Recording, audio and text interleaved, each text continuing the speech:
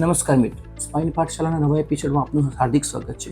આ એપિસોડમાં આપણે એક સર્વાઇકલ સ્પોન્ડાલોસિસ વિશે ડિસ્કશન કરશું કે સર્વાઇકલ સ્પોન્ડાલોસિસ શું છે. સર્વાઇકલ સ્પોન્ડાલોસિસ એટલે મણકાનો ઘસારો. હવે સર્વાઇકલ સ્પોન્ડાલોસિસ એટલે કે ગળાના મણકાનો ઘસારો.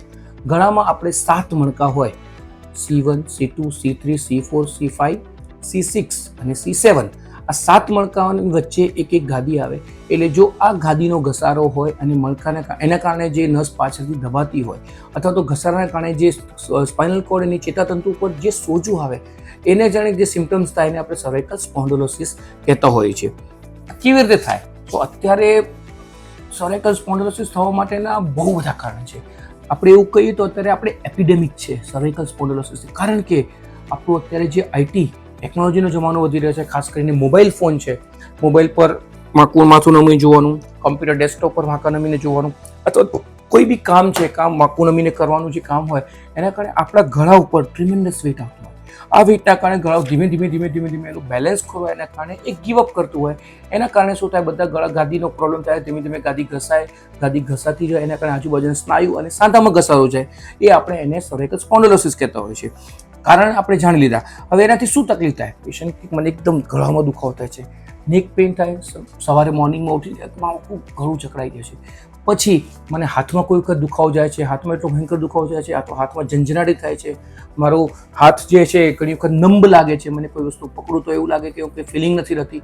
આ બધા તકલીફ છે. ઘણી વખત એ જો એડવાન્સ સ્ટેજમાં હોય તો સર્વિકલ માયલોપેથી બી થતી હોય, લાઈક પેશન્ટને મુખ્ય નસ એટલે સ્પાઇનલ કોર્ડ પર એડીમા આવી જાય. એના કારણે પેશન્ટ ચાલવામાં બેલેન્સ જતું રહે, અથવા તો પેશન્ટને રોજબરોજની જે ક્રિયા કરવામાં, વસ્તુ પકડવામાં ડિફિકલ્ટી થાય, પોતાની સિગ્નેચર ચેન્જ થઈ જાય. આ બધા જ સિમ્પટમ્સ સર્વાઇકલ સ્પોન્ડિલોસિસ એની એડવાન્સ નર્વ કમ્પ્રેશન અને કોર્ડ કમ્પ્રેશનના કારણે થતા જ હોય છે. તો એમાં ક્યારે ડૉક્ટરને મળવું જોઈએ? તો ડૉક્ટરને ત્યારે મળવું જોઈએ જ્યારે આપણો દુખાવો રિકરન્ટ ચાલુ થઈ ગયો, કે ઘડી સિમિલર કંઈક થોડું બી કંઈક કામ કરીએ, થોડું બી પેલું થઈએ અને આખું નેક સ્ટીફ થઈ જાય, હાથમાં દુખાવો જાય, હાથમાં વીકનેસ લાગે. ઘણા લોકો કે મારો હાથ ખભો ઊંચો થતો નથી, અથવા કોઈ બી વસ્તુ પકડો હાથમાંથી પડી ગયા છે, હાથમાં 24 કલાક મારે ખાલી જ રહે છે, તો હાથ એટલો ભારે લાગે છે કે હું કામ કરી નથી શકતી. ઘણા પેશન્ટને એટલું સિવિયર પેઇન હોય કે એ હાથ માથા પર રાખે ત્યારે સારું લાગે, ત્યાં સુધી હાથમાં દુખાવો સખત રહ્યા જ કરે, આંખમાંથી આંસુ આવી જાય. રાત્રે ખાસ કરીને રાત્રે નીંદ ના આવે, કારણ કે રાત્રે જ્યારે બધા શરીરના મસલ રિલેક્સ થઈ જાય ત્યારે જે ખસેલો ભાગ છે એ નવને વધારે પિંચ કરતો હોય, એના કારણે સોજો હોય તો રાત્રે નીંદ ના આવે. આ બધા સિમ્ટમ્સ છે. પછી જ્યારે એડવાન્સ લેવલ પર પહોંચી જાય, નવ દબાય, કોર્ડ કમ્પ્રેશન થાય, ત્યારે પેશન્ટ ચાલવામાં વોકિંગ ડિફિકલ્ટી થાય, પર ફ્રિક્વન્ટ ફોલ થાય, પડી જાય, અથવા તો એકદમ નાના બેબી સ્ટેપ્સ લે અને પેશન્ટ લક્ષ હું ગમે ત્યારે પડી જઈશ અને હાથની બંને ગ્રીપ વીક થઈ જાય. કોઈ બી વસ્તુ પકડું તો પકડી ના શકાય. એની બેંકમાં જ્યારે એમ કે ના હું બેંકમાં, પહેલાં મને જ્યારે બેંકમાં જતો ત્યારે સિગ્નેચરથી મને વિડ્રો કરી શકતો હતો મની, પણ હવે એમ કે છે બેંક સિગ્નેચર ડિફર આવે છે. તો આ બધા જે સિમ્ટમ્સ છે એ બધા સિમ્ટમ્સ સર્વાઇકલ માયલોપેથીના કારણે છે. તો આ બધા જ્યારે પ્રોબ્લેમ હોય ત્યારે ઇમિડિયેટલી ડૉક્ટર પાસે જવું જોઈએ, એસ્પેશિયલી સ્પાઇન સર્જન પાસે જવું જોઈએ, કારણ કે એ સર્વાઇકલ સ્પાઇનનો પ્રોબ્લેમ છે એ મોટા ભાગે જનરલી ન્યુરોસર્જન કે જેમની સ્પાઇન ટ્રેનિંગ ના હોય, અથવા તો ઓર્થોપેડિક સર્જન કે રૂટીન સ્પાઇન ના કરતા હોય, એ લોકો પાસે આ પ્રોબ્લેમ ટ્રીટ કરવા થોડા ડિફિકલ્ટ હોય તો સ્પેશિયલી સ્પાઇન સર્જનને મળવું જોઈએ, કારણ કે આ એક ઇમરજન્સી કન્ડિશન ગણાય. કોર્ડ માયલોપેથી અથવા તો નર્વ કમ્પ્રેશનના કારણે વીકનેસ આવી એ ઇમરજન્સી ગણાય. એના માટે ઇમિડિયેટલી ડૉક્ટરને મળવું જોઈએ. કયા ટ્રીટમેન્ટ ઓપ્શન છે? ટ્રીટમેન્ટ ઓપ્શન ઘણા છે. જો તમારા હાથમાં કોઈ વીકનેસ ના હોય, તમને ખાલી પેઇન હોય, પહેલાં કે બીજો એપિસોડ જ હોય, તો મેડિકેશન, કન્ઝર્વેટિવ મેડિકેશનથી, એન્ટી ઇન્ફ્લેમેટરી દવાથી, હોટ વોટર ફર્મેન્ટેશનથી અને આ બધું જ વસ્તુ રિલીફ થઈ જતી હોય છે.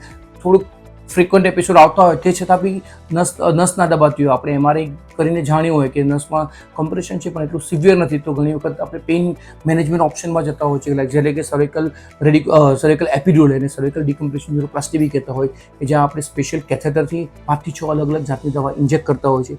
એનાથી બહુ જ સારા રિઝલ્ટ મળતા હોય, 70-80% લોકોને સારું થઈ જતું હોય છે. છેલ્લો ઓપ્શન એવો છે કે જ્યારે આ બધા જ કન્ઝર્વેટિવ મેજર ફેલ થાય ત્યારે આપણે સર્જિકલી ડિકમ્પ્રેસ કરતા હોય છે. હવેના જમાનામાં ગાદીનો ખસેલાનો પ્રોબ્લેમ હોય અને કોર્ડ માયલોપેથી ના હોય તો અમે એન્ડોસ્કોપિકલી ડિકમ્પ્રેશન કરી શકીએ છીએ.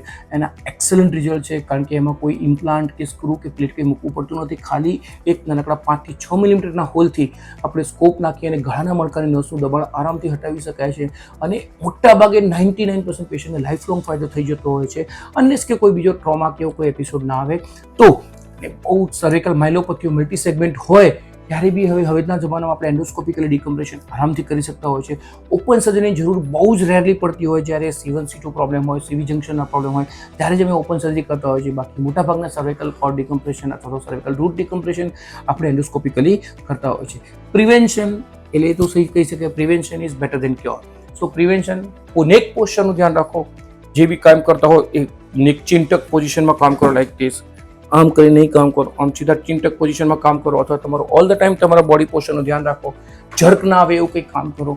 જ્યારે પણ સિમ્ટમ્સ હોય તમને, સપોઝ કે માયલોપેથી ઓલરેડી હોય તો કોઈને કહો કે મસાજ ના કરાવે, ડીપ મસાજ ના કરાવે, માથામાં ટપલી કે એવું ના મારે, અને શરૂઆતમાં પેઇન હોય ત્યારે તમે સોફ્ટ કોલર બી પહેરી શકો છો. અને આ બધા જ જે મેજર્સ છે એ મેજર્સ તમારે ફર્ધર પ્રોગ્રેશન અટકાવી શકે છે, અથવા તો ઘણી વખત રિવર્સ બી કરી શકતા હોય છે. તો દર્શક મિત્રો, આ એપિસોડમાં આટલું. આવતી વખતે કંઈક નવા પ્રોબ્લેમ સાથે આપણી સાથે ડિસ્કશન કરશું. નમસ્તે.